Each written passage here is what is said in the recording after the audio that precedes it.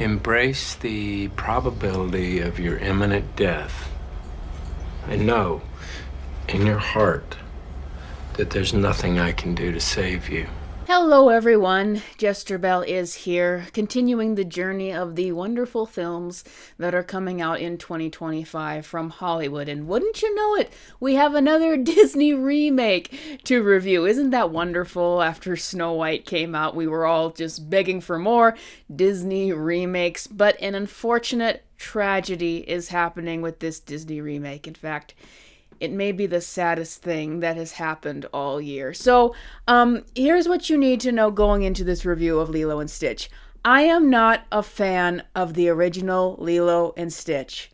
I know that's shocking. I know that just is absurd. It's absurd. But I have never been a fan of the original Lilo and Stitch. When I was little, my cousins used to watch Lilo and Stitch. There was Lilo and Stitch merchandise everywhere. It was a huge franchise. You couldn't escape it. I never got the movies. And I always thought that Stitch was gross and crude, and that he was gross and crude leading into this movie. That is just my opinion. I have never gotten the appeal of this. Watching the original, I did watch it again just in preparation for this movie. I do appreciate the animation and the themes between the two sisters and family in there, but I just have never gotten these movies. So you have to understand that going into this new movie, I was desperately trying to like it. Now let me explain. I was like, Lilo and Stitch just isn't for you. It isn't your taste. You need to look at this film as nicely as possible and just understand that just because it isn't your taste doesn't mean that it's bad. So that's how I watched this film. Whenever there would be something and I'm like, I don't like that, I would be like, nope. This is good. This is good. This is all just a little bit opposite your taste. This is all good. You just accept it. Oh, there's that thing. Just accept it. Just accept it. I did find some things to enjoy about it. And after I come out of the theater, been like, I'm going to be positive about this movie that really was not my taste at all, and that I actually would not say this is a movie that I personally like. But I'm like, I can see that this movie will probably be really appealing to the fans of this. And then I got out of the theater and I looked online, and fans of Lilo and Stitch are just hating this movie so much, tearing it to shreds. And I listened to some other reviews, and every criticism they gave, I was like, yes, I saw all of that. Because here's the thing, taking off the tinted glasses of just trying desperately to be charitable to this film and enjoy it, despite the fact that I do not like Stitch in any way, shape, or form, it does follow the same patterns of Disney remakes, where what they haven't changed is dull, and what they have changed is mostly for the worst. That said, I do have some positive takeaways to talk about the movie, but it's sort of in that vein of the Thunderbolts. What do I mean by that? Well, it's better than the Thunderbolts, but I really did not like the Thunderbolts. But let me explain that there has been some change to Disney across the board that I can see. But I see it more in the way of that there's incremental changes so that their productions aren't technically as disastrous as they were. That's what I felt with Thunderbolts. Is like, I see that this wasn't a post-production disaster. The CGI wasn't so bad. There were some on-location shots. It's not as incoherent as those other films.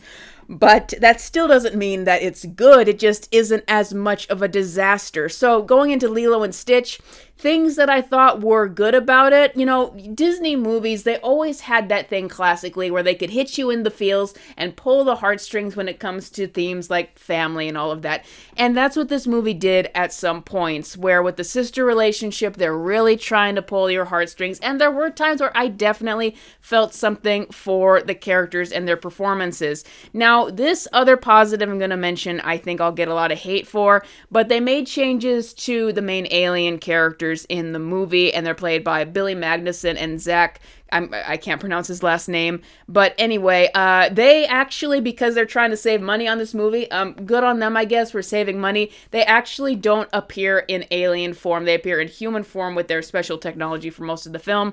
I know this is going to be an unpopular opinion. I actually thought that the sequences together were kind of fun. Also, they looked so horrifying in CGI form. I was just relieved that we weren't going to get that throughout the entire movie. So, yeah, I can say those things positively for sure. And I also want to say that just separating this from how many people love the original and how many fans that has, I think that this would just be seen as maybe more of a passable Disney film. Like, in the past, Disney used to create, forgettable comedies for their live action division all the time. I think that this might fit more into that vein. However, when you really want to get into what I can definitely acknowledge this tears apart from the original, like even I, as a fan who's not a fan of the original movie, can see what they tore apart. And so, for one thing, that there are definitely, this film is so long. Like, I just watched the original. It's such a short movie. This is so long. It went on and on and on. And for such a short story, there was definitely just drawing out a story that did not need to be that long. But then, and some parts of it are boring. The parts of it that I found boring were the stuff that was exactly, and I mean exactly, like the original, like the opening sequence. And it's the same thing with every Disney remake where I'm like, why would I watch this if I like this movie when I could just go watch the original? Why was there any reason to remake this at all, just without the nice animation that the original used to have? But here's where I think that this movie really falls apart, in the theme of the film. Now, once again, I can say that with the original Lilo and Stitch, I can appreciate like the sister dynamic and, how creative it was with that and what it said about that. And that's the original Lilo and Stitch is a very tight film, and it's a very simple theme. The line in the film, Ohana means family, family stays together. The two sisters are trying, especially the older sister, trying everything she can to stay and take care of her younger sister, who is an oddball, who is kind of a reject from society, which is why she connects with Stitch. They fundamentally destroy that theme in the movie, and let me tell you why. So, there are a lot of things similar and a lot of things changed from the original. One of the changes that they make is they introduce this idea that Nani wants to be a marine biologist, and she was going to go to this college, and she got accepted into this college until their parents died, and she had to give up that dream. So that's something that's just there, and they try to play up that she has all these skills when it comes to swimming and all of that kind of stuff. And so for a time in the film, once again, just watching this as someone who's really, really trying to like it, I'm like, that's fine, I guess. It's padding, but it doesn't feel as forced as it did in Beauty and the Beast when they added padding. But then that's how they incorporate it at the end. And this is a spoiler for the ending, but I think that fans of the movie are going to hate this because it fundamentally destroys the theme. They make it at the end, and they really take away a lot of the drama. They make it so that Nani accepts the fact that Lilo is going to be taken away from her. She just accepts it, and she never even talks to Lilo about it or gets the courage up to say it. So all of that emotion, like in the original, there's that time where Lilo is legitimately going to be taken away from her, and she's yelling, "Please don't take her away. I'm the only one who understands her. She won't survive without me." And it's really a dramatic moment in the original. But they completely remove that in this version. They make it so that she accepts it, and that Lilo is going to be taken away, and that Lilo doesn't know that. So all of that drama is sucked out of it, and you don't get that at all. You don't even get the drama of anyone blaming Stitch for the fact that their family is being torn apart. All of that is just removed. And so I could notice that just took away from the ending, that you don't have the drama or the meaning of the previous film. But what really tears it apart is at the end, they make it so that the social worker or whatever says, hey, we have a deal that you can work this out with Lilo. She can go live with these two friends, these two people that you kind of know as friends in this film, which I need to emphasize, she kind of knows them as friends, and she can go live with them, and you can go off to college. And then Lilo says that she's talked to their parents, in the afterlife, and that they said that that's what they want. They want Nani to go away to college so that Lilo can just stay behind with these friends that they know. And what happens is Nani agrees to that, and that's the happy ending. And it's like, but that completely misunderstands the original. The point of the original and that line was supposed to be that no matter what, families need to stay together. That was the entire point. Now they're making it out that the movie does a curve, and it's like, no, actually, it's good. No, she needs to go away to college. She needs to leave her 6-year-old sister who just lost her parents with these friends who live next door or something. And they try to have it both ways, but then they're like, oh, but they can still visit each other. They have a cop-out where they have it so that she's taken one of the alien guns or something that is established you can teleport, so she can always visit Lilo.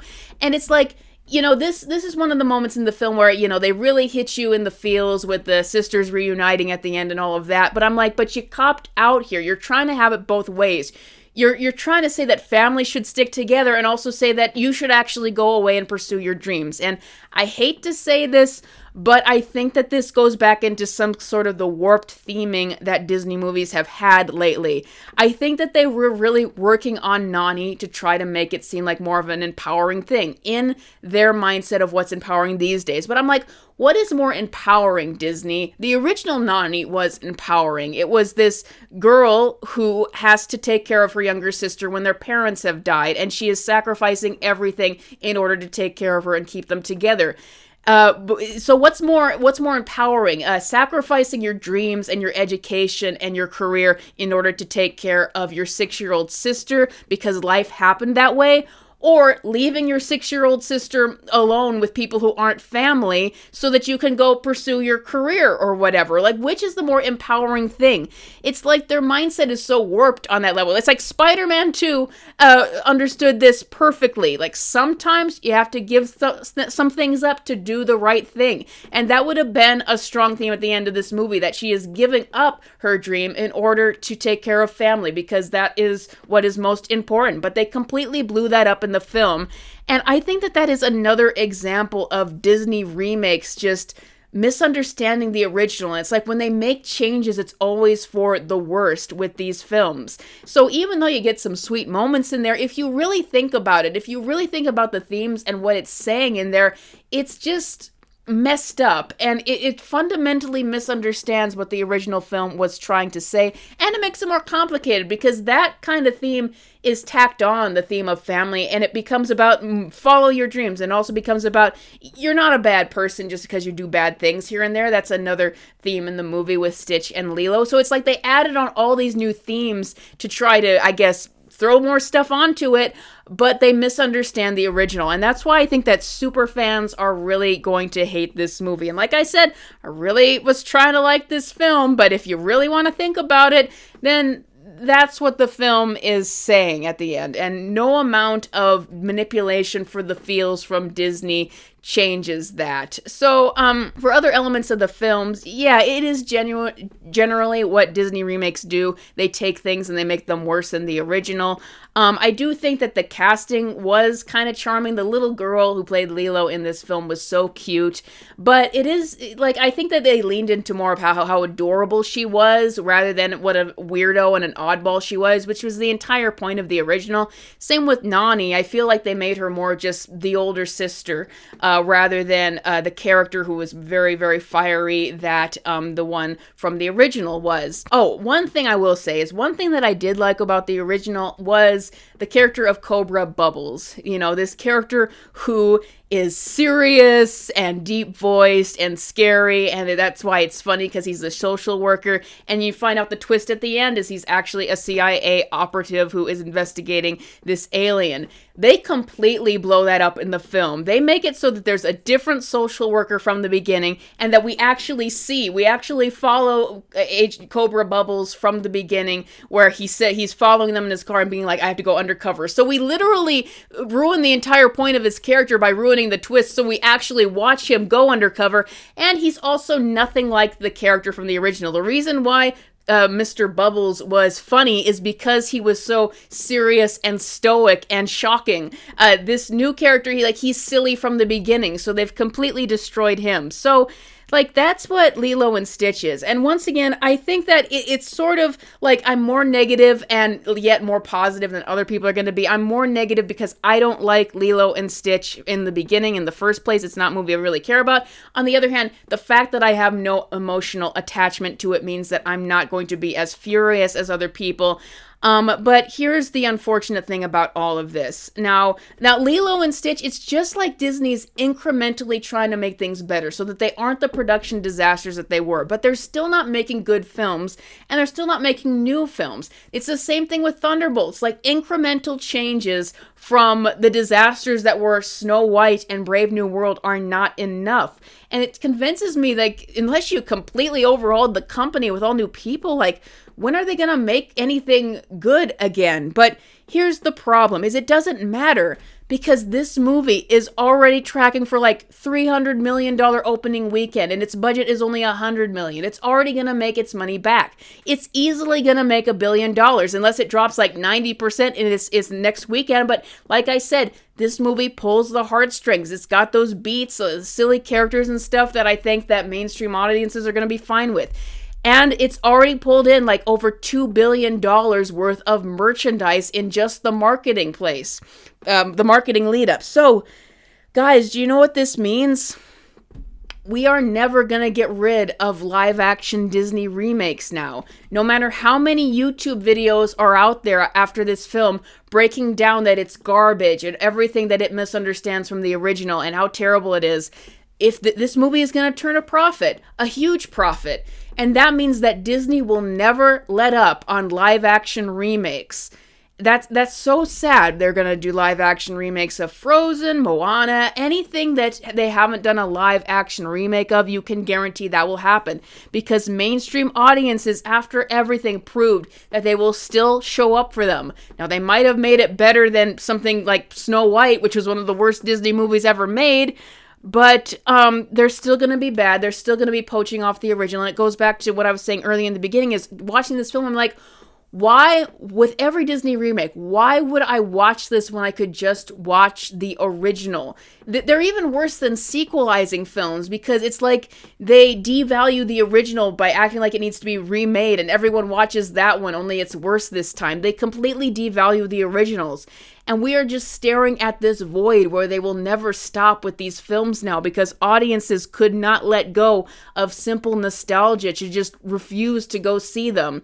So that's the sad thing about this film is that not a film being successful is not always a success. You know what I'm saying? But right now, I feel a quote from Haymitch from Hunger Games coming on when it comes to the film industry. You should embrace the probability of your imminent death and know in your heart there was nothing I can do to save you, because we've got Disney live action remakes still successful. We've got Marvel delaying their film slate because they know just how terrible they are with how many films are bombing, so that there's nothing that can be done about it at this point. So all we can do is continue to focus on our writing work and our filmmaking work and practice on it like I'm doing. I hope that your guys are practicing on your own stuff as well to hopefully get something good, because we are not going to get it from Hollywood.